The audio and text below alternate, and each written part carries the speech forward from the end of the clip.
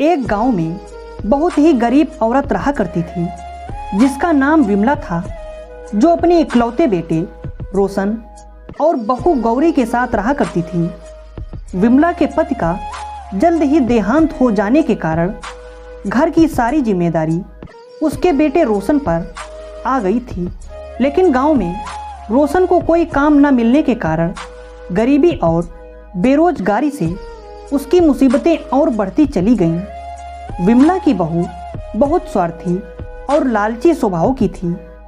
एक दिन उसने अपने पति से कहा, अजी सुनिए, अब यहाँ कुछ नहीं रखा है, अब हमें गांव छोड़कर शहर चले जाना चाहिए, तभी हमारे हालात सुधर पाएंगे, वरना हमें भूखा ही रहना पड़ेगा।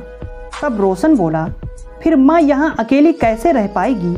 गौरी बोली, आप माँ की चिंता मत कीजिए, जब आपको नौकरी मिल जाएगी तब हम माँ को पैसे भेज दिया करेंगे।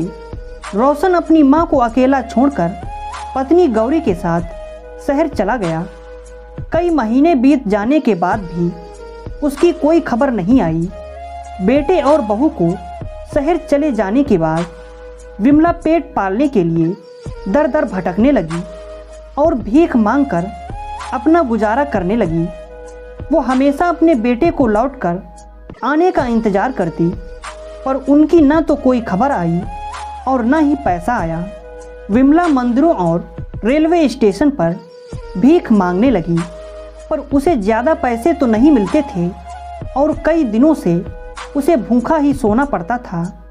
विमला की आवाज़ बहुत ही सुरीली थी और उसे गाने का भी बहुत शौक था, इसीलिए उसने गाना गाकर भीख मांगना शुरू कर दिया, जिससे बाद में धीरे धीरे लोग विमला का गाना सुनने के लिए इकट्ठा होने लगे।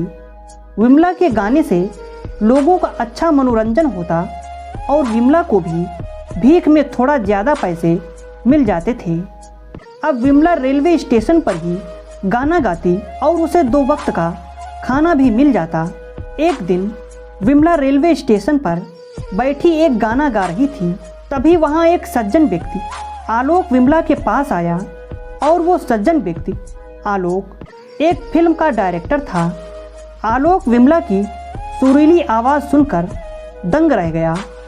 वो विमला के पास आकर बोला, माँ जी, मैंने आपका गाना सुना है और आप बहुत ही सुरीली आवाज़ में गाती हैं। मैं चाहता हूँ कि आप मेरी नई फिल्म में गाना गाएं। मुझे आपकी ही तरह एक नई आवाज़ की तलाश थी। ये सुनकर विमला की आंखों में आंसू आ गए। आलोक विमला को अपने साथ मुंबई शहर ले गया और विमला से अपने फिल्म में गाना भी गवाया और इसके बदले विमला को खूब सारे पैसे मिले। देखते ही देखते विमला का गाना हर जगह प्रसिद्ध हो गया। लोग उसकी आवाज़ को काफ़ी पसंद करने लगे। अब विमला की ज़िंदगी पूरी तरह बदल चुकी थी। वो एक भिखारन से मशहूर गायिका बन गई थी। उसे टीवी, न्यूज़पेपर हर जगह दिखाया जाने लगा।